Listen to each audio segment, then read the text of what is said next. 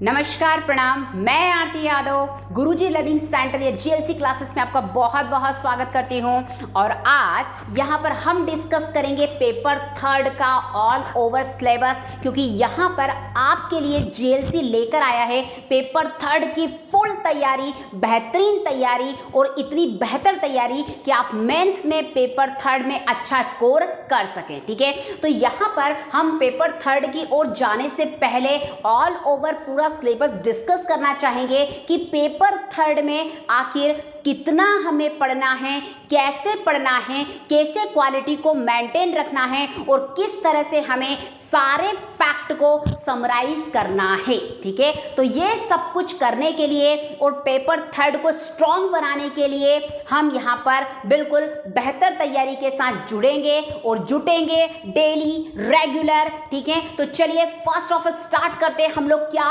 Paper third MPPSC mains paper third का all over syllabus हम यहाँ पर डिस्कस करेंगे, क्योंकि कहा जाता है कि पेपर थर्ड यदि आपका स्ट्रांग हो जाता है, बेहतर हो जाता है, तो सफलता के चांसेस बहुत ज्यादा यहां पर बढ़ जाते हैं। तो बिल्कुल पेपर थर्ड को अंडर एस्टिमेट मत कीजिएगा, जीएलसी के साथ तैयारी कीजिए और बेहतर अपना स्कोर कीजिए। तो चलिए स्टार्ट करें। यहां पर एमपीपीएससी मेंस पेपर थर्ड का सिलेबस डिस्कस करेंगे हम। ऑल ओवर सिलेबस यहां पर आपको देखना है और यहां पर समझना है कि क्या क्या आपको पढ़ना है, कौन कौन सी चीजें आपको पढ़ना है। सबसे पहले हम चलते हैं पेपर थर्ड की फर्स्ट यूनिट की हम बात करेंगे, इकाई 1 की बात करेंगे, जो कि आपका क्या है, तो इकाई 1 यहां पर याद रखिएगा बेटा भौतिक शास्त्र है। क्या है? भौतिक शास्त्र। ठीक, तो ये क्या है? भौतिक शास्त्र है भाई, फिजिक्स है, फिजिक्स। तो फिजिक्स आता है इसके अंतर्गत। और देखिए फिजिक्स एक बहुत ही बेहतरीन हम ये कहें साइंस का सब्जेक्ट होता है जो पूरी तरह से कंसेप्ट पर बेस्ड होता है और यहाँ पर हम बहुत अच्छे स्कोर कर सकते हैं। क्वेश्चंस भी काफी अच्छे आते हैं यहाँ से। ठीक है ना, जैसे यहाँ पर शुरुआत होगी कार्य बल और ऊर्जा। कार्य बल और ऊर्जा यहाँ पर आपको पढ़ना है। यहाँ पर गुरुत्वाकर्षण बल आपको पढ़ना है, घर्षण पढ़ना है, वायुमंडलीय दबाव पढ़ना है और कार्य क्या होता है ये हमें पढ़ना है। तो ये सारी टर्मिनोलॉजी जो आप देख रहे हैं, ये सारी शब्दावलियां जो आप देख रहे हैं, ये सारी फिजिक्स की है बेटा, है ना। जैसे गुरुत्वाकर्षण की बात करें तो पृथ्वी जो है किसी भी वस्तु को अपनी ओर आकर्षित करती है, तो क्यों करती है, ये सब कुछ आएगा गुरुत्वाकर्षण बल के अंतर्गत। जब हम हथेलियों को रगड़ते हैं तो यहाँ पर हमारी हथेलियां गर्म हो जाती है, कारण क्या है इसका? फ्रिक्शन है। ये सब पढ़ेंगे हम इसी के अंतर्गत। अगला यदि हम देखें वन लाइनर, तो यहाँ पर दिया है इकाइयां और माप दैनिक जीवन के उदाहरण। अब इकाइयों की बात करें तो यहाँ पर देखिए, यदि हम किसी वस्तु को खरीदने जाते हैं तो वहां पर हम कहते हैं कि मुझे 1 kg दे दीजिए, ठीक है, 2 kg दे दीजिए, 3 kg दे दीजिए। तो ये सब क्या है? ये सब कुछ इकाई है। दूरी की इकाई, यहाँ पर हम दूरी की इकाई क्या लेंगे? तो मीटर ले सकते हैं, किलोमीटर ले सकते हैं। तो इसी तरह के विभिन्न इकाइयों को हम इस वन लाइनर के अंतर्गत पढ़ेंगे और इसके दैनिक जीवन में कहाँ कहाँ उदाहरण आते हैं वो भी हमें बहुत अच्छे से कवर अप करना है। उसके बाद जो थर्ड वन लाइनर आप देख रहे हैं बहुत ही मोस्ट इंपॉर्टेंट है, गति, वेग और त्वरण। बहुत ज्यादा इंपॉर्टेंट फिजिक्स का जो है बेस होता है। ठीक है, यहाँ पर गति के संबंधित नियम, गति के जो नियम है, न्यूटन के नियम है, वो यहाँ पर हमें पढ़ना है। वेलोसिटी या वेग क्या होता है वो हमें पढ़ना है और त्वरण क्या होता है ये हमें यहाँ पर पढ़ना है। तो मेन बेस फिजिक्स का इस वन लाइनर के अंतर्गत आएगा। उसके बाद हम देखें अगला है बहुत ही मोस्ट इंपॉर्टेंट, यहाँ पर ध्वनि की बात कर रहे हैं हम कि ध्वनि, साउंड, यदि कोई वस्तु वाइब्रेट करती है या किसी वस्तु में कंपन होते हैं तो उसके कंपनों के कारण ध्वनि की उत्पत्ति होती है और यही हमको यहाँ पर फिजिक्स में बहुत शानदार तरीके से पढ़ना है बेटा। तो ध्वनि के अंतर्गत उसकी परिभाषा आपको यहाँ पर पढ़नी है। उसके बाद प्रसार का माध्यम कि ध्वनि कैसे एक स्थान से दूसरे स्थान पर पहुंचती है, कैसे मेरी कही बात आप तक पहुंच रही है। ठीक है, प्रसार का माध्यम। फिर श्रव्य और अश्रव्य ध्वनियां, शोर पढ़ना है। ठीक है, संगीत यहाँ पर पढ़ना है, सा रे गा मा पा धा नी सा। ठीक है, ये सब कुछ साइंटिफिकली यहाँ पर हम पढ़ेंगे। फिर उसके बाद ध्वनि संबंधित जो शब्दावलियां हैं जैसे एम्पलीट्यूड या आयाम आपको यहाँ पढ़ना है। तरंग लंबाई क्या होती है यानी लैम्डा, तरंगदैर्घ्य क्या होता है वो यहाँ पर आपको देखना है और कंपन की आवृत्ति या फ्रीक्वेंसी किसे कहते हैं वो आपको यहाँ पर डिस्कस करना है मुझसे और मैं आपको यहाँ पर क्लियर करवाऊंगी। आगे बढ़ते हैं सिलेबस में ही हम अगला इकाई 1 का ही जो रेस्ट पोर्शन है, यहाँ पर देखिए विद्युत इलेक्ट्रिसिटी आपको कवर करना है। और इलेक्ट्रिसिटी में यहाँ पर आपको विभिन्न प्रकार के सेल क्या होती है, तो सेल आपको सबको पता है, बचपन से हम लोग पढ़ते आ रहे हैं कि सेल वह युक्ति होती है जिसमें रासायनिक ऊर्जा के कारण विद्युत ऊर्जा उत्पन्न होती है। ठीक है, तो विभिन्न प्रकार के सेल पढ़ना है, यानी वोल्टाइक सेल पढ़ना है, डेनियल सेल पढ़ना है, ड्राई सेल पढ़ना है, हाइड्रोजन सेल पढ़ना है। ठीक है, इन सारे सेल्स को यहाँ पर हमें कंप्लीट करना है। उसके बाद परिपथ है ना, तो परिपथ क्या होता है, यदि हम विद्युत की बात कर रहे हैं और परिपथ की बात न करें तो ये तो कभी नहीं हो सकता, क्योंकि ऐसा बिल्कुल सिद्धांत है कि विद्युत हमेशा या धारा हमेशा बंद परिपथ में बहती है। तो बिल्कुल यहाँ पर हम परिपथ को भी डिस्कस करेंगे। उसके बाद चुंबक मैग्नेट आपको एक बहुत ही शानदार टॉपिक दिया हुआ है, और बिल्कुल एमपीपीएससी मेंस में क्वेश्चंस भी आया था इससे, मैग्नेटिज्म से, कि लोह चुंबकीय पदार्थ, प्रतिचुंबकीय पदार्थ और अनुचुंबकीय पदार्थों के गुणों की तुलना कीजिए। तो यहां से क्वेश्चन बना है बेटा, यहां से क्वेश्चन बना है। ठीक है, अगला प्रकाश। अब प्रकाश का यहाँ पर परावर्तन की घटना, ठीक है, अपवर्तन की घटना, दर्पण एवं यहाँ पर लेंस आना चाहिए। ठीक है, दर्पण और लेंस क्या होते हैं वो हमें यहाँ पर पढ़ना है, और किस तरह से इनमें प्रतिबिंब का निर्माण होता है या फिर इमेज फॉर्म होती है। लास्ट जो है हमारा ऊष्मा, अंतिम आता है ऊष्मा।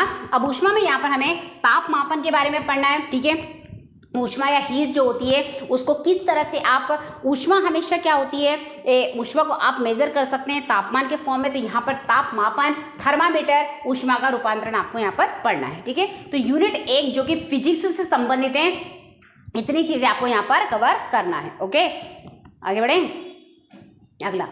अगला इकाई 2। ठीक है, अब इकाई 2 की यदि हम बात करें बेटा, तो इकाई 2 जो है संबंधित है किससे, तो ये संबंधित है रसायन शास्त्र से। ठीक, किससे संबंधित है, रसायन शास्त्र से।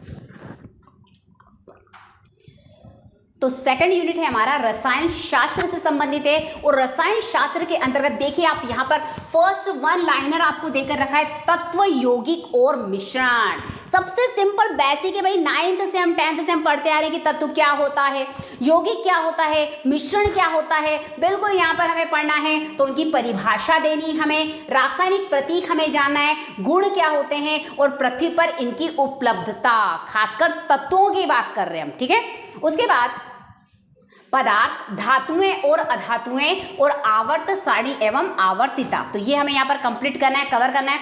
अब देखिए एमपीपीएससी मेंस की यदि हम बात करें तो मेंस से डेफिनेटली यहाँ पर क्वेश्चन बने हैं बेटा, और काफी अच्छे क्वेश्चन बने हैं, याद रखिएगा। तो इसको भी फोकस हमें करना है, और अच्छे से फोकस करेंगे, डोंट टेक टेंशन, बहुत ही शानदार तरीके से करना है। अगला है हमारा परमाणु और परमाणु संरचना, बहुत ज्यादा इंपॉर्टेंट। संयोजकता, बंध, परमाणु संलयन और विखंडन। एमपीपीएससी मेंस में डेफिनेटली परमाणु विखंडन से क्वेश्चन आया भी है।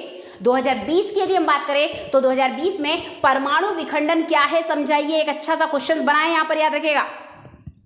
चलिए आगे बढ़ते हैं इसमें, केमिस्ट्री में ही। अगला देखिए, बहुत ही ज्यादा महत्वपूर्ण, छोटे छोटे लेकिन बेसिक और शानदार स्कोर करने वाले यहाँ पर टॉपिक है। ठीक है, अम्ल और क्षार और लवण पीएच मान सूचक, बहुत ज्यादा इंपॉर्टेंट। यहाँ से एमपीपीएससी मेंस में क्वेश्चन बना है, और क्वेश्चन क्या बना है कि लुईस अम्ल, है ना, लुईस अम्ल क्या है समझाइए।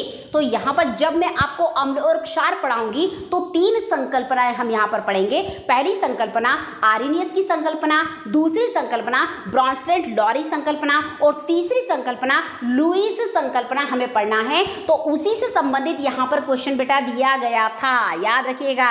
अगला भौतिक और रासायनिक परिवर्तन, सिंपल से फैक्ट है, ये अच्छे फैक्ट है, स्कोर देकर जाते हैं अच्छा। ठीक है, और लास्ट है आपका यूनिट 2 में दैनिक जीवन में रसायन, केमिस्ट्री इन डेली लाइफ। अब इसके अंतर्गत आपको क्या पढ़ना है, तो इसके अंतर्गत वे सारे केमिकल कंपाउंड्स आपको पढ़ना है, वे सारे रसायन आपको पढ़ना है जो हमारे दैनिक जीवन में बहुत महत्वपूर्ण होते हैं। जैसे कि उदाहरण ले ले बेटा हम साबुन, अरे बहुत ज़्यादा इंपॉर्टेंट है भाई डेली लाइफ में, साबुन या सोप जिसे कहते हैं, तो ये भी क्या है, एक केमिकल कंपाउंड है। उसके बाद यदि हम बात करें अम्लता रोधी, पेट दर्द हो रहा है, ठीक है, एसिडिटी हो रही है, दवाई आपने ली, ठीक है, अम्लता रोधी वो भी आएगा इसमें, एंटीबायोटिक्स आएगा इसमें, एंटीसेप्टिक आएगा इसमें, ठीक है। तो ये सारी चीजें केमिस्ट्री इन एवरीडे लाइफ में आएंगी, ठीक है। बहुत ही अच्छा वन लाइनर ये टॉपिक है केमिस्ट्री का।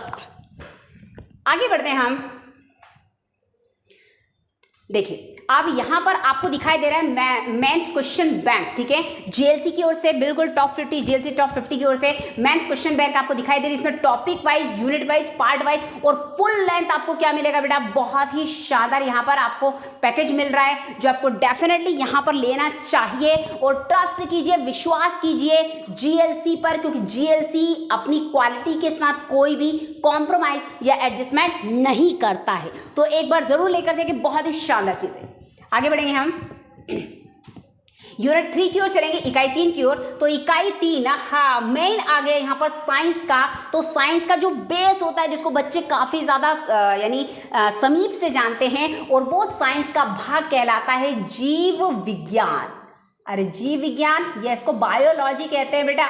तो यूनिट 3 आपकी क्या है, तो फुल बायोलॉजी है, ठीक है। बायोलॉजी में यहाँ पर आप सूक्ष्म जीव और जैविक कृषि के बारे में पढ़ेंगे, कोशिका संरचना कार्य, जंतु एवं पौधों का वर्गीकरण आप पढ़ेंगे। और कोशिका यहाँ पर काफी ज्यादा मेन है, क्योंकि यहाँ पर समसूत्री और अर्धसूत्री विभाजन जैसे प्रश्न काफी ज्यादा पूछे ही जाते हैं एमपीपीएससी मेंस में, ठीक। उसके बाद पौधों, पशुओं और जंतुओं में पोषण, यानी किस तरह से पौधे अपना पोषण प्राप्त करते हैं, कैसे खाना खाते हैं, कैसे खाना बनाते हैं, और विभिन्न प्रकार के जीव जो हैं किस तरह से अपने भोजन को प्राप्त करते हैं। तो वो सारी पोषण विधियां आपको यहाँ पर मेरे साथ पढ़ना है, और डेफिनेटली मैं आपको करवाऊंगी।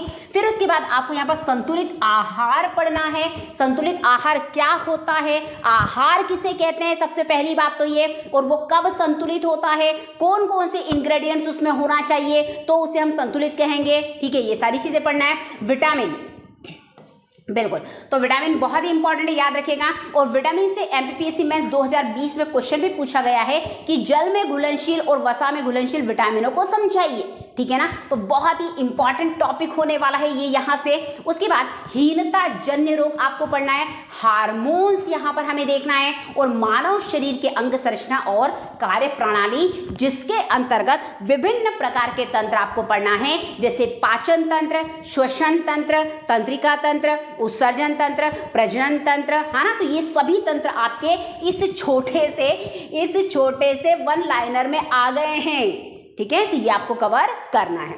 आगे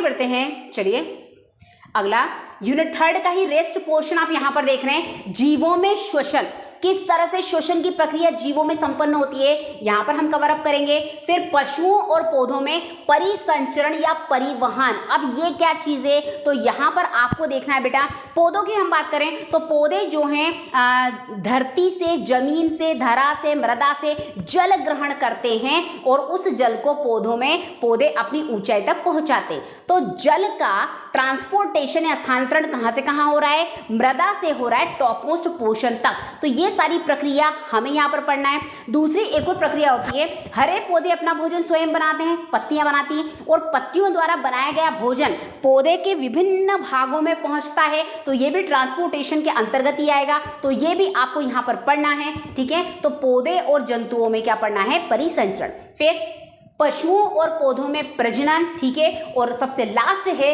स्वास्थ्य, स्वच्छता एवं बीमारियां, जो कि बिल्कुल इंपॉर्टेंट होने वाला है, क्योंकि एमपीपीएससी 2020 की बात करें तो डेंगू आया था भाई लिखने के लिए, 3 नंबर में आया था डेंगू।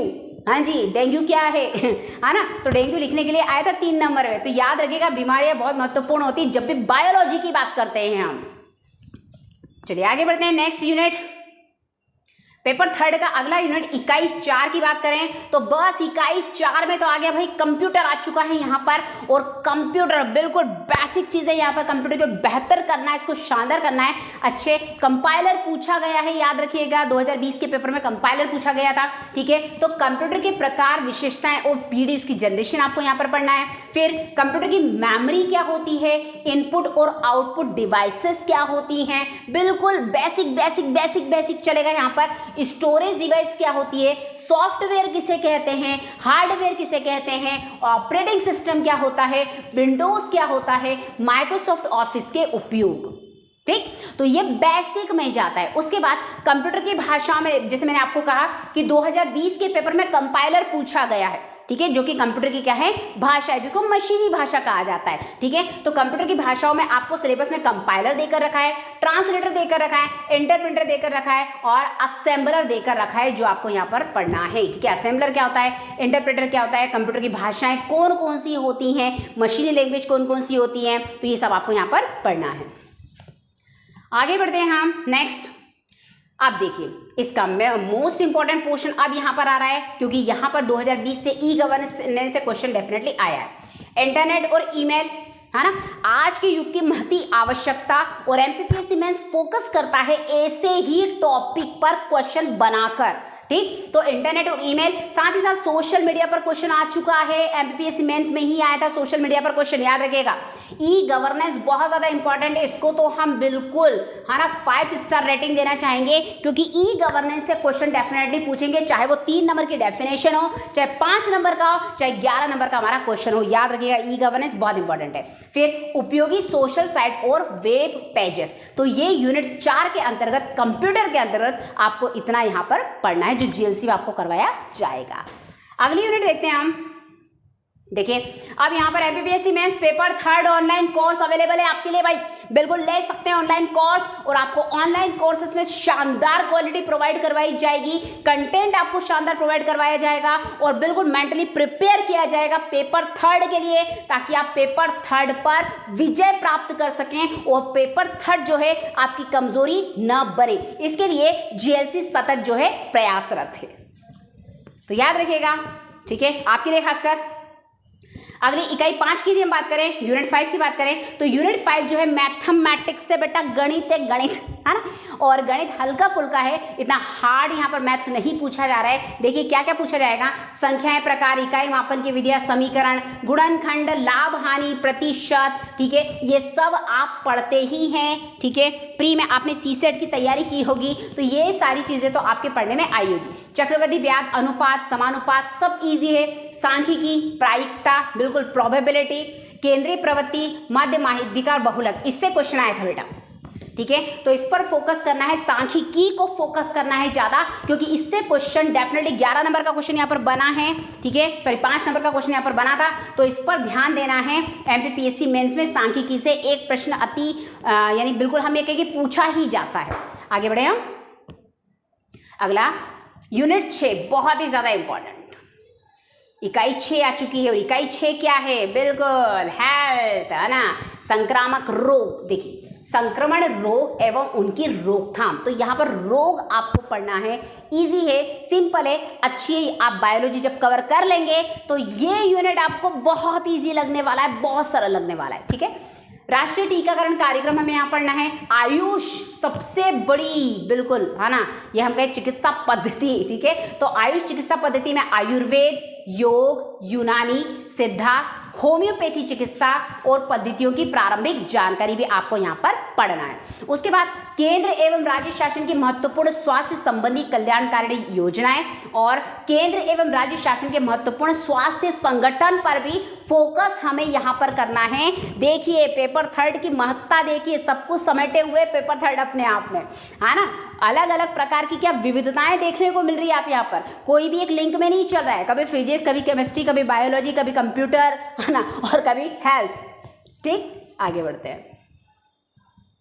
अगला unit 7, the most important portion of the unit third, इकाई 3 का सबसे महत्वपूर्ण पोर्शन हम ये कहें कि यहाँ पर हाथ टिकते हैं अच्छे अच्छे स्टूडेंट के, क्योंकि ये है टेक्निक वाला पोर्शन है। साइंस अभी हमने देखा, टेक्नोलॉजी जो हम बोलते हैं तो टेक्नोलॉजी यूनिट 7 के अंतर्गत आती है बेटा, ये है मैम, ठीक है। मानव जीवन पर विकास के प्रभाव, स्वदेशी प्रौद्योगिकी की सीमाएं, फिर रिमोट सेंसिंग का इतिहास, भारत में रिमोट सेंसिंग यानी स्पेस टेक्नोलॉजी की हम बात कर रहे हैं यहाँ पर, ठीक है। और भारतीय अंतरिक्ष अनुसंधान संगठन इसरो के बारे में, राजा रमन्ना प्रगत प्रौद्योगिकी केंद्र आरआरकेड के बारे में। तो ये डिफरेंट क्या है, हमारे अनुसंधान संस्थान हैं जो कि भारत के हैं, इनके बारे में आपको पढ़ना ही है और सब इजी है बेटा। चाहे बार्क की हम बात करें, डीआरडीओ की बात करें, एसडीएससी की बात करें, तो ये सब कुछ महत्वपूर्ण होने वाला है आपके लिए, ठीक है। टेक्निक पोर्शन है ये। अगला देखिए, है ना, ये सब आपको यहाँ पर टाटा जैसे टाइफर आपको पढ़ना है, NARL आपको पढ़ना है, LPSC यहाँ पर आपको पढ़ना है। तो 5 नंबर में ये क्वेश्चन डेफिनेटली बनने के चांसेस होते हैं, खासकर आपके साइंटिफिक ऑर्गेनाइजेशन जो होते हैं इनसे 5 नंबर के क्वेश्चन बनने के चांसेस होते हैं, या फिर 11 नंबर के, याद रखिएगा, ठीक है। तो ये साइंटिफिक ऑर्गेनाइजेशन है। आगे बढ़ते हैं हम। अब देखिए यहाँ पर मैथ्स क्लासरूम प्रोग्राम है, यहाँ पर टेस्ट सीरीज जो है एमपीपीएससी 2021 के लिए जीएलसी टॉप 50 क्लासेस की ओर से, और बेहतरीन आपके लिए सुनहरा मौका है बेटा, पढ़िए जीएलसी के साथ गुरुजी के सानिध्य में, क्योंकि गुरुजी बहुत ही बेहतर, है ना, परफॉर्मेंस आपका बनाने में और आपका परफॉर्मेंस बेहतर करने में, है ना, क्या बिल्कुल महारत हासिल रखते हैं, ठीक। तो ट्रस्ट कीजिए जीएलसी पर, बेहतर से बेहतर आपको यहाँ पर मिलेगा। क्लासरूम प्रोग्राम है, टेस्ट सीरीज है मेंस के लिए, ज्वाइन कर सकते हैं आप और करना ही चाहिए, बहुत बेहतर प्रोग्राम है। आगे हम बढ़ते हैं यूनिट 7 में ही। आप देखिए आगे, भू स्थिर उपग्रह आपको पढ़ना है, प्रक्षेपण यानों की पीढ़ियां आपको पढ़ना है, बिल्कुल लॉन्चिंग व्हीकल, यानी आपको SLV, ASLV, PSLV, GSLV, RLV सब यहाँ पर आपको पढ़ना है बेटा, ठीक है। तो ये आपके लिए महत्वपूर्ण हो जाता है वन लाइनर में ये। फिर जैव प्रौद्योगिकी बायोटेक्नोलॉजी की बात करें तो बायोटेक्नोलॉजी यूपीएससी से लेकर एमपीपीएससी के लिए बहुत प्रोमिनेंट टॉपिक है, क्योंकि यहां से क्वेश्चन डेफिनेटली या तो 3 नंबर का उठता है कि जीन किसे कहते हैं, 3 नंबर में उठा लिया, 5 नंबर का क्वेश्चन उठा लिया, क्लोनिंग किसे कहा जाता है, या 11 नंबर में कोई सा भी क्वेश्चन यहां पर आ सकता है, याद रखिएगा, इंपॉर्टेंट है, ठीक है। जैव प्रौद्योगिकी। अगला है क्लोन्स, रोबोट और कृत्रिम बुद्धिमत्ता, बिल्कुल। तो रोबोटिक्स और आर्टिफिशियल इंटेलिजेंस, तो आर्टिफिशियल इंटेलिजेंस से एमपीपीएससी मेंस 2020 की बात करें तो यहां पर सॉफ्ट एआई और हार्ड एआई पूछा गया है आपसे, जी हाँ, हाँ ना, तो बिल्कुल यहां से क्वेश्चन बना था टेक्निक में। अगला यूनिट 7 में ही देखिए, अगला आ रहा है इंटेलेक्चुअल प्रॉपर्टी आ रहा है, बौद्धिक संपदा के अधिकार, जिसमें पैटेंट, ठीक है, ट्रिप्स और ट्रिम्स, ठीक है।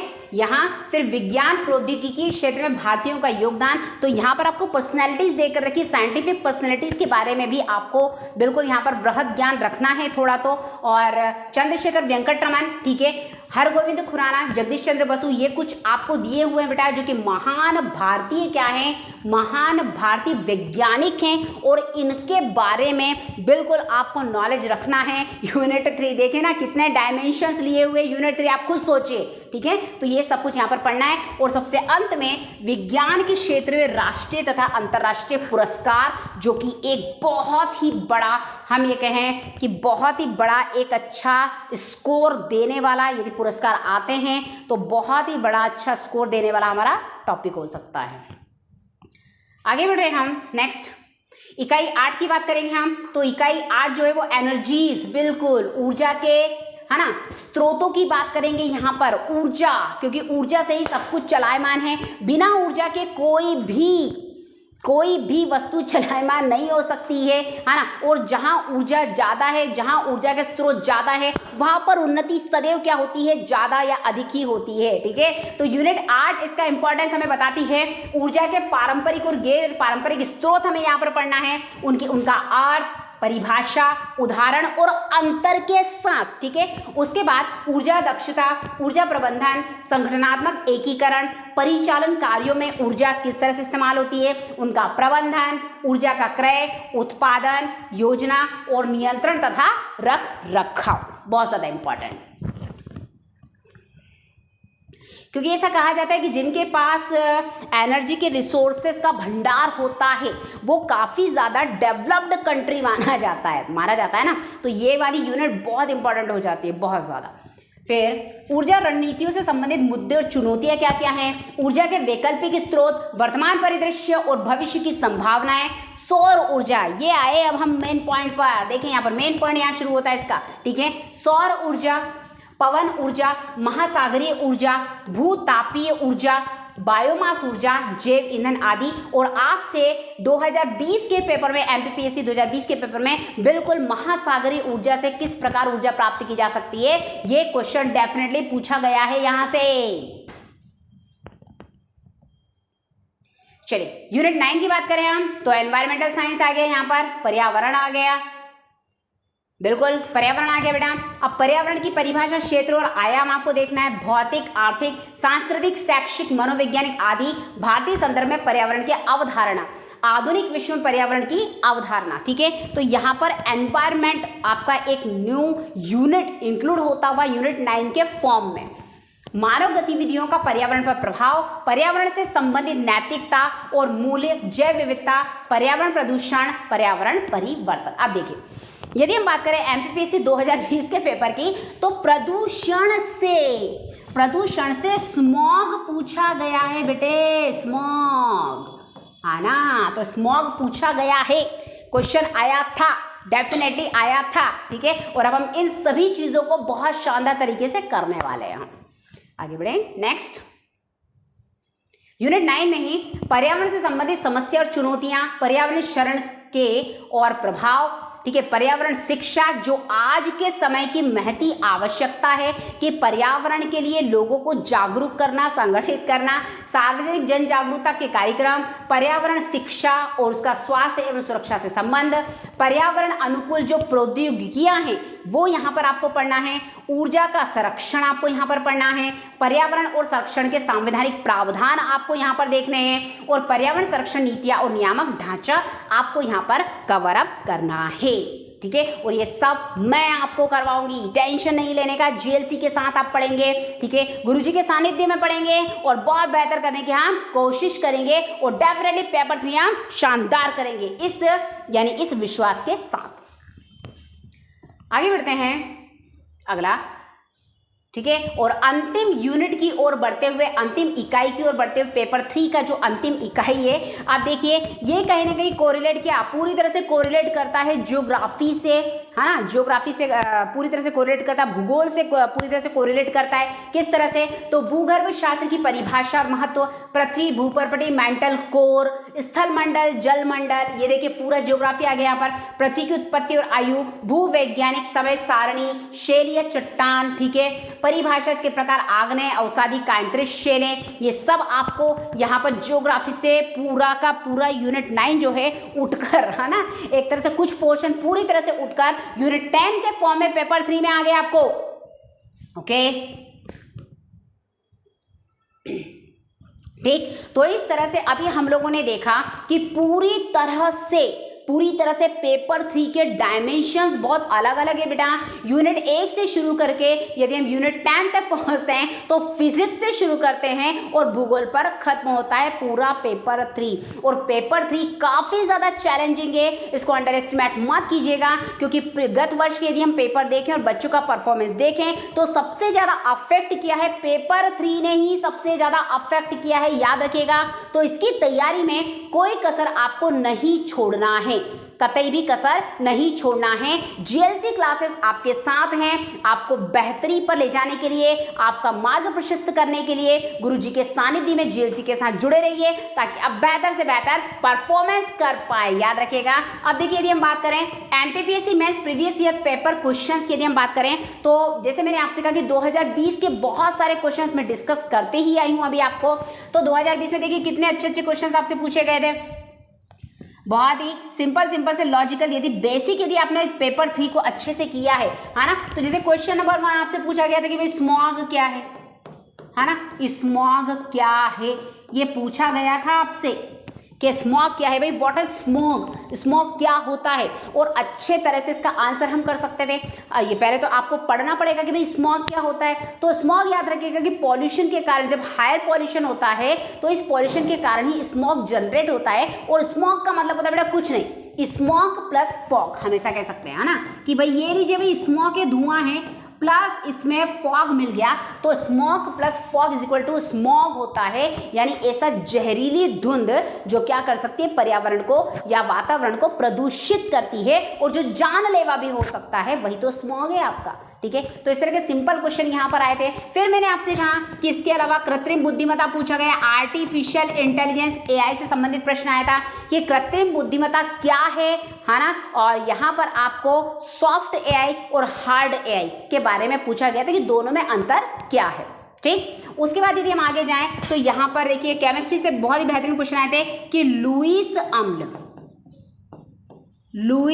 अम्ल क्या है। अरे अच्छा क्वेश्चन था, बहुत ही बेहतर क्वेश्चन था ये, है ना। लुईस अम्ल क्या है समझाइए। तो यहाँ पर अम्ल और क्षार से क्वेश्चन उठकर आता हुआ और बिल्कुल सिंपल सा इसका आंसर है कि लुईस अम्ल और क्षार क्या होते हैं। तो ऐसे, है ना, ऐसे अणु अथवा आयन जो इलेक्ट्रॉन की जोड़ी को क्या करते हैं, जो इलेक्ट्रॉन की जोड़ी को डेफिनेटली दान करते हैं वो होंगे क्षार, और जो लेते होंगे वो होंगे अम्ल। यानी बिल्कुल किसके बारे में बात कर रहे हैं हम, दाता और ग्राही के बारे में बात करेंगे यहाँ पर हम।